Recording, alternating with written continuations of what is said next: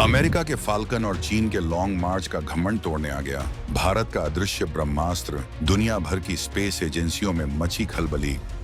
इसरो का वो खुफिया प्रोजेक्ट जिसने रातों रात बदल दिए अंतरिक्ष युद्ध के नियम, दुश्मन के रडार और सैटेलाइट्स भी हुए अंधे। न शोर, न शराबा, न कोई दिखावा। भारत ने चुपचाप तैयार कर लिया वो हथियार जो सीधे स्पेस से दुश्मनों पर रखेगा नजर। नासा और ईएसए देखते रह गए और भारत ने तैयार कर लिया अपना रियूजेबल बाहुबली। अब अंतरिक्ष में जाना होगा टैक्सी जैसा आसान। जब पूरी दुनिया अंतरिक्ष में अपनी ताकत का ढोल पीट रही थी, जब चीन अपने स्पेस स्टेशन पर इतरा रहा था और एलन मस्क अपनी रॉकेट रिकवरी टेक्नोलॉजी का लोहा मनवा रहे थे, ठीक उसी वक्त भारत के वैज्ञानिक एक ऐसी प्रयोगशाला में दिन रात एक कर रहे थे जिसकी दीवारों के बाहर परिंदा भी पर नहीं मार सकता था। ये कोई साधारण सैटेलाइट लॉन्च की तैयारी नहीं थी और न ही यह इसरो का कोई रूटीन मिशन था। ये तैयारी थी एक ऐसे गेम चेंजर की जो आने वाले दशकों के लिए अंतरिक्ष की रेस में भारत को सबसे आगे की कतार में खड़ा करने वाला था। एक ऐसा प्रोजेक्ट जिसे इतनी गोपनीयता से अंजाम दिया गया कि दुनिया की बड़ी बड़ी खुफिया एजेंसियों को इसकी हवा तक नहीं लगी। इस मिशन का मकसद सिर्फ उपग्रह भेजना नहीं है, बल्कि अंतरिक्ष की दुनिया में इकोनॉमी और टेक्नोलॉजी के समीकरण को हमेशा के लिए बदल देना है। तो सवाल है कि आखिर क्या है वो इसरो का रहस्यमयी प्रोजेक्ट? क्यों इसे भारत का अब तक का सबसे महत्वाकांक्षी और खुफिया स्पेस मिशन कहा जा रहा है? कैसे यह प्रोजेक्ट चीन और पाकिस्तान के मंसूबों पर पानी फेरने वाला है? और सबसे बड़ा सवाल, क्या भारत सच में अमेरिका की स्पेस टेक्नोलॉजी को टक्कर देने के लिए तैयार हो चुका है? हम आपको बताएंगे इस धमाकेदार खुफिया प्रोजेक्ट की पूरी कहानी। तो बने रहिएगा वीडियो पर और इस संबंध में आपके जो भी विचार हों कमेंट में लिखकर जरूर बताइएगा। दोस्तों, जिस खुफिया और क्रांतिकारी मिशन की चर्चा आज पूरी दुनिया में दबी जुबान में हो रही है, उसका कोड नेम है प्रोजेक्ट वेदा। जी हाँ, वेदा। नाम सुनकर शायद आपको लगे कि यह कोई पुराना ग्रंथ है, लेकिन हकीकत में यह भविष्य का वो रॉकेट है जो भारत को स्पेस सुपर पावर बनाने जा रहा है। अब तक आपने पीएसएलवी और जीएसएलवी के किस्से सुने होंगे, जिन्होंने दुनिया भर में भारत का नाम रोशन किया है, लेकिन वेदा इन सबसे अलग है, इन सबसे कोसों आगे है।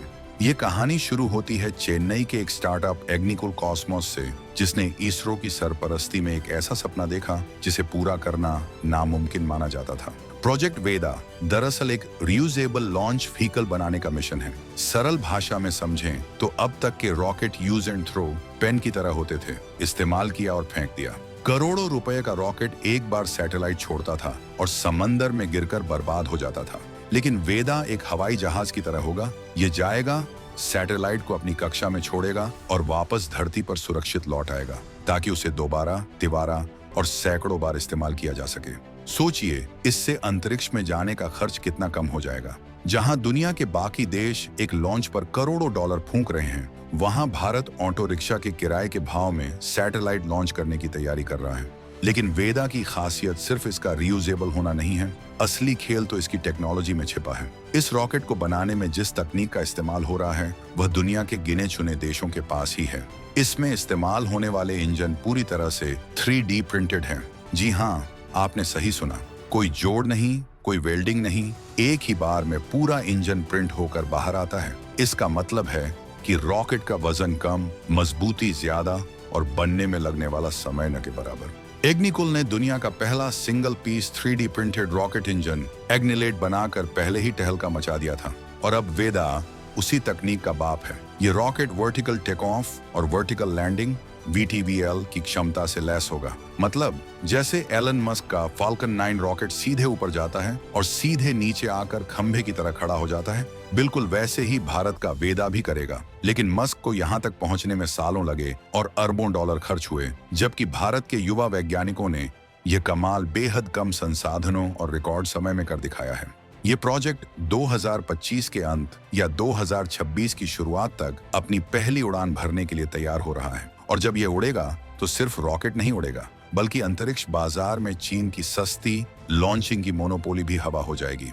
अब जरा इस प्रोजेक्ट के सामरिक पहलू पर नजर डालते हैं, जो हमारे पड़ोसियों चीन और पाकिस्तान की नींद उड़ाने के लिए काफी है।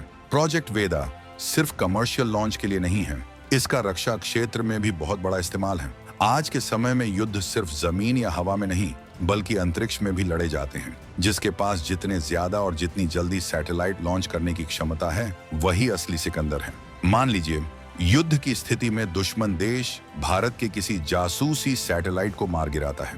पुराने सिस्टम में नया सैटेलाइट भेजने में महीनों लग जाते थे।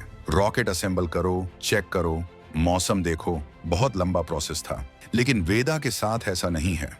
यह लॉन्च ऑन डिमांड की सुविधा देता है। मतलब जरूरत पड़ी तो कुछ ही दिनों या हफ्तों के अंदर नया सैटेलाइट तैयार करके अंतरिक्ष में भेजा जा सकता है। यह क्षमता भारतीय सेना को रियल टाइम इंटेलिजेंस और कम्युनिकेशन का ऐसा नेटवर्क देगी जिसे भेदना किसी के बस की बात नहीं होगी। दुश्मन सोचता रहेगा कि हमने भारत की आंख फोड़ दी और अगले ही पल वेदा के जरिए दूसरी आंख आसमान में तैनात हो जाएगी। ये चपलता, ये रफ्तार ही 21वीं सदी के युद्ध का निर्णय करेगी।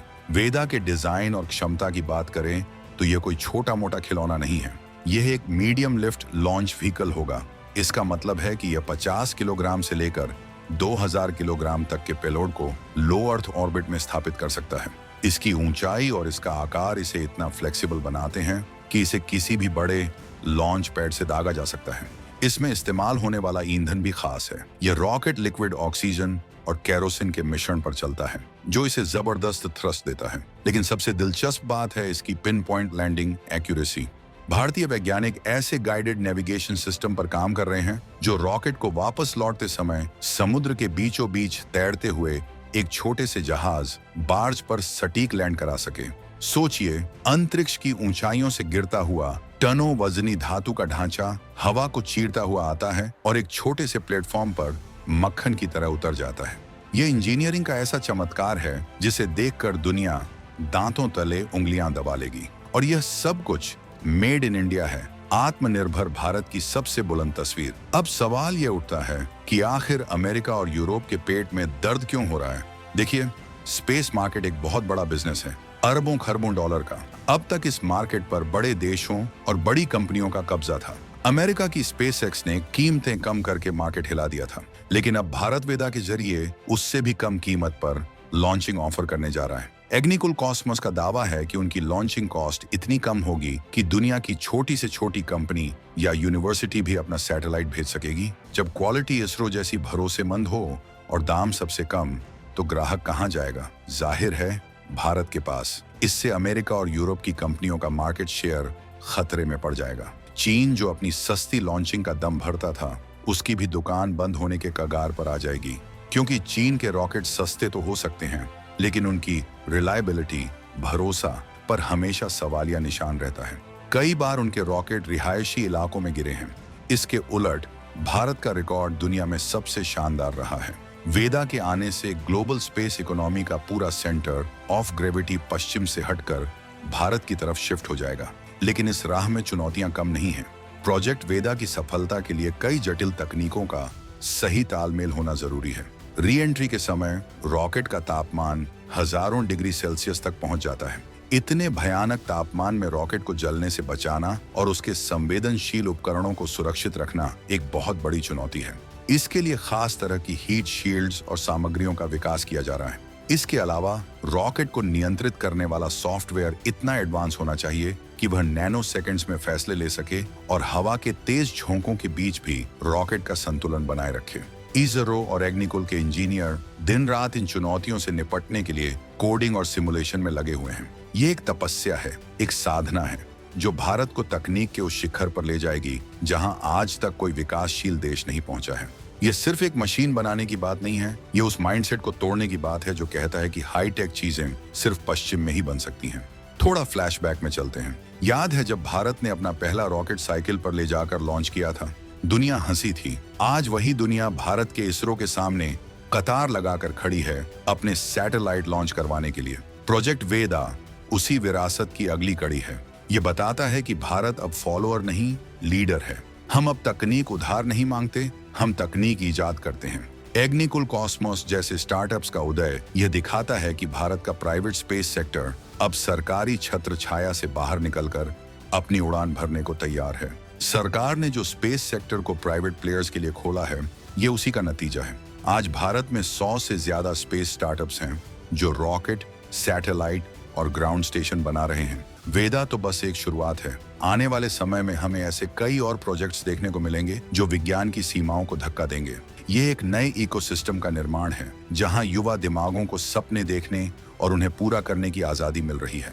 इस प्रोजेक्ट का एक और महत्वपूर्ण पहलू है एनवायरनमेंट। पुराने रॉकेट जब समंदर में गिरते थे तो वो न सिर्फ कचरा फैलाते थे बल्कि उनके ईंधन से समुद्री जीवन को भी नुकसान होता था। वेदा एक रियूजेबल रॉकेट होने के नाते स्पेस जंक या मलबे की समस्या को काफी हद तक कम कर देगा। जब रॉकेट वापस आ जाता है तो समंदर में गिरने वाला कचरा बच जाता है। इसके अलावा भारत ऐसे ग्रीन फ्यूल पर भी काम कर रहा है जो प्रदूषण कम से कम फैलाए। यानी भारत सिर्फ तकनीक में ही नहीं बल्कि पर्यावरण के प्रति जिम्मेदारी में भी दुनिया को राह दिखा रहा है। ये एक जिम्मेदार सुपर पावर की पहचान है। जहां दूसरे देश अंधाधुंध कचरा फैला रहे हैं, भारत सस्टेनेबल स्पेस एक्सप्लोरेशन की बात कर रहा है। ये सोच हमें दुनिया की नजरों में और भी ऊपर उठाती है।